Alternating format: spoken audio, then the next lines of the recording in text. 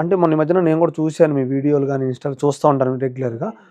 Face అనేది ఎలా ఖరాబ్ అయింది ఫస్ట్ దాని గురించి మాట్లాడదాం మనం. ఇది cream something Cadila cream skin side cream చాలా డేంజర్ ఉంది. కొంతమంది పడుతుంది అంటున్నారు, కొంతమందికి ఏమో పడట్లేదు. ఎవరి మీద కసి కోపం ఉంటే కనుక ఖచ్చితంగా క్రీమ్ మాత్రం వాళ్ళ ఫేస్ కూడా ఖరాబ్ అయిపోవాలనుకుంటే కనుక మనం రీసెంట్ గా చూసిన బెస్ట్ ఫ్రెండ్ అని అంట, ఏదో ఇండక్షన్ చేసి బెస్ట్ ఫ్రెండ్ ఫేస్ ఒక రేంజ్ లో వస్తుందని సెలబ్రేట్ అవ్వకూడదు, ఒక రేంజ్ కి రాకూడదు, షూటింగ్స్ ఆఫ్ రాకూడదు అని చెప్పి ఒక ఇండక్షన్ చేసిందంట.